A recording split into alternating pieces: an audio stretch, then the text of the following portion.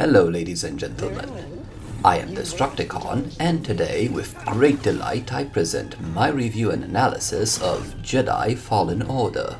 After 9 years of waiting and a huge shift in the gaming landscape, we finally have a new Jedi game. And despite all the skepticism that usually surrounds an EA-published game, Fallen Order has more than lived up to all the hype. Now, let's dive right in.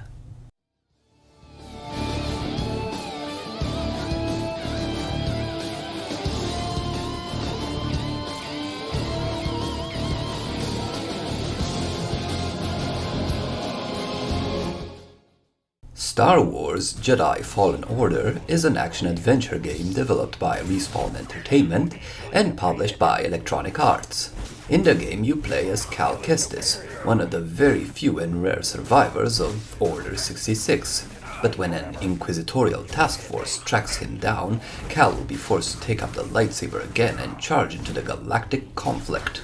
In terms of gameplay and mechanics, it's not really possible to compare Fallen Order to any one game, as it borrows elements from a lot of genres. The combat is more closely related to Sekiro than Jedi Outcast or The Force Unleashed.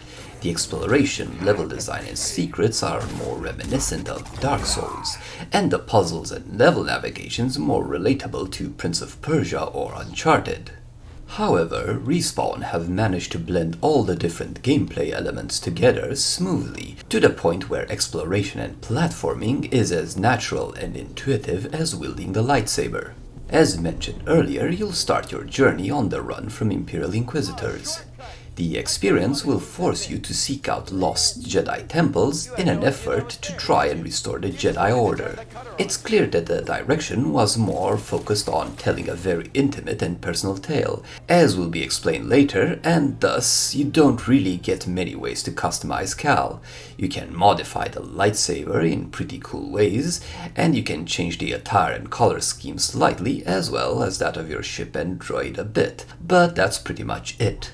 And yes, continuing a bit of a Star Wars trope, you'll pretty early on unlock a small droid companion named BD-1. He'll help you out throughout your missions in a number of useful ways.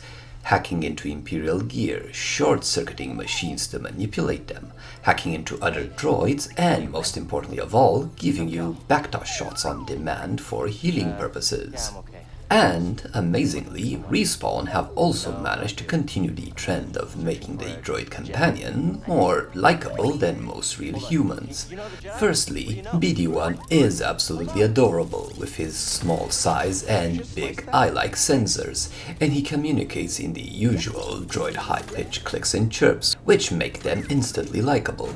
And he acts as great comic relief with how he scavenges through the loot boxes in search of treasure. But BD-1 is more than meets the eye. He'll adjust his voice when he wants to convey sadness, and despite a lot of risk to himself, will be with Cal through some of his hardest moments in the game, making you grow close to him as you would with a good, trustworthy, and ever-loyal friend. The progression and exploration of the game are semi-open-ended, in the sense that you'll get the choice fairly early on which planets to explore next.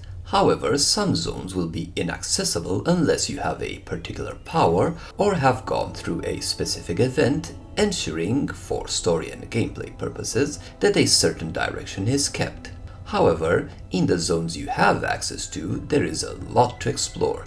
The level design is rich with detail, and while the intoxicating gameplay might tempt you to rush through it, a slower, more deliberate pace will help you find most of the treasures.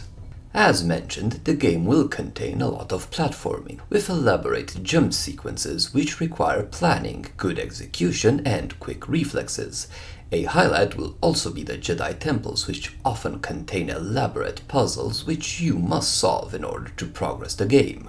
The game helps you keep track of your progress by showing you the completion of certain planets and can even break it down by zone. The game does encourage some backtracking due to your new powers unlocking more zones. Most of the time, exploration will yield experience, which will help you gain new powers, but can also unlock some subtle customizations for you, your ship, lightsaber, and your droid companion. The most important finds, however, will be the secrets, as finding 3 life or force secrets will permanently raise your maximum life and force, while finding Bacta shots will raise the number of total heals at your disposal. The experience earned while exploring or in combat works somewhat like in Sekiro. You accumulate a certain amount of it until you get a full point. If you die, you can lose all your experience, but can get it back upon respawning by just hitting the foe that bested you or finding your experience in the area near where you have died. In many ways, it's easier than in Sekiro in that unless a different foe kills you before you've got the chance to retrieve your experience, you will very rarely lose it for good. Once you get a full point of experience, it can no longer be lost and can be spent in the talent tree by meditating at strategic locations.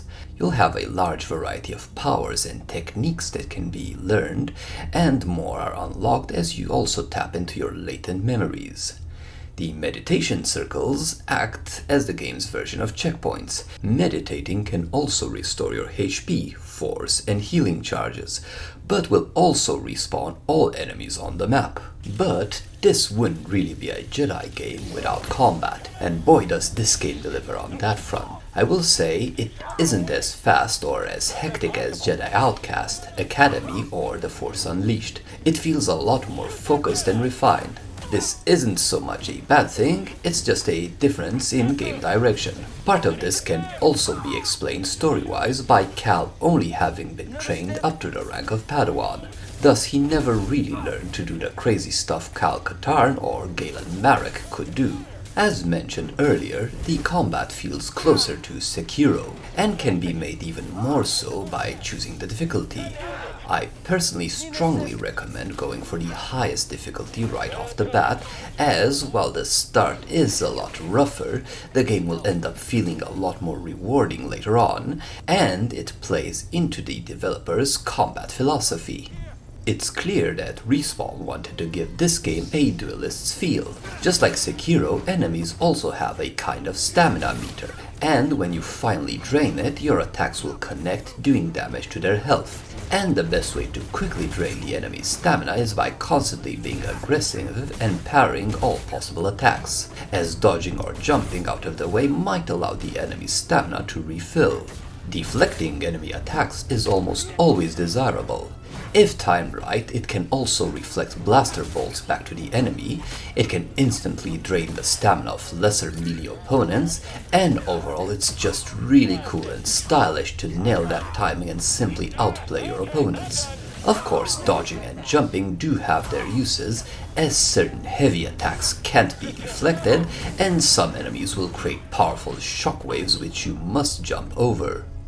The game also has some very flashy execution animations when you finally down an enemy. Given that Star Wars is now owned by Disney, these are PG-13 with no decapitations or dismemberments, but still containing a lot of style. I did have some initial concerns that the game would be a bit too similar to Sekiro and wouldn't manage to distinguish itself.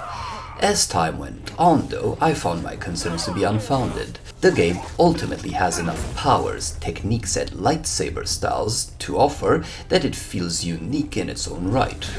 However, all that magnificent combat would feel wasted if it didn't also offer you the chance to pit your skills against bosses. The bosses come in the form of some particularly strong monsters you'll encounter while exploring, or lightsaber wielders. While the monster bosses, barring one exception, disappointed me, the lightsaber bosses were some of the most fun I've had and really captured the essence of a Jedi duel. A fast-paced mix of elegant lightsaber clashes augmented with various powers. The best fights force you to adapt and use your full range of skills, attacking and parrying constantly, dodging and jumping from the most dangerous attacks, and using your powers tactically. It felt and looked great, and augmented the story experience as I really felt myself growing from a humble Padawan on the run to a strong and competent Jedi Knight. And speaking of story, It is told primarily through the game's cutscenes and also augmented by the character dialogues and exploration. The quality involved in this is very high, with the voice actors all doing a fantastic job adjusting their tone and pitch to deliver just the right amount of depth and emotion to each scene. The music also subtly changes depending on the context, going hand in hand with the voice work and dialogue to really get you invested into the story.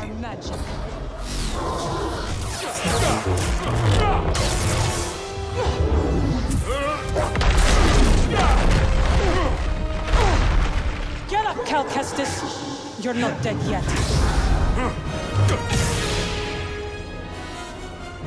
As you can tell thus far, these sounds are all top-notch. You'll quickly recognize the classic hum, seething and unseething of a lightsaber, or the distinct sound of stormtroopers and their blasters.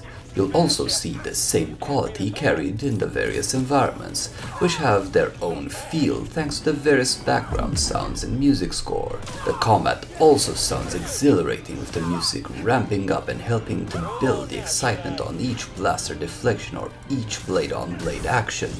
In terms of graphics, the game goes for great looks rather than style, and it executes it well.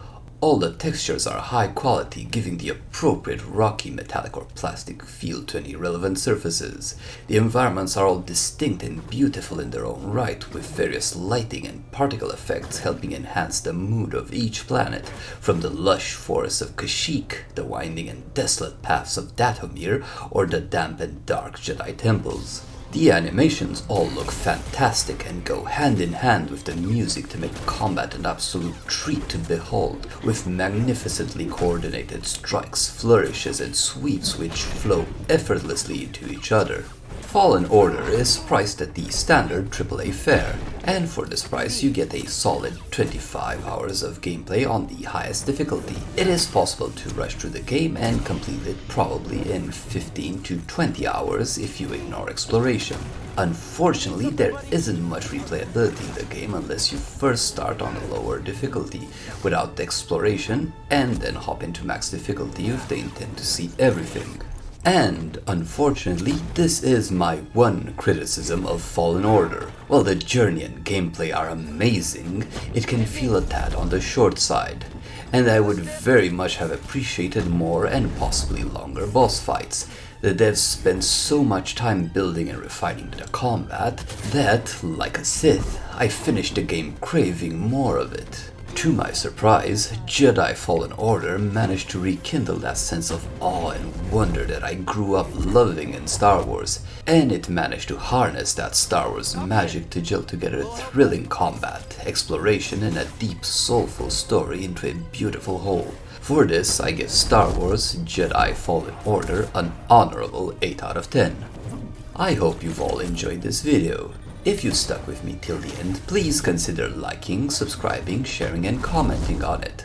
With the holiday season on the horizon, it is possible I'll get the chance to play, stream and review a lot more games, so tune in next week for a new video. You'll also be able to catch me stream on twitch.tv/Destructicon. Thank you all for watching, and may the Force be with you.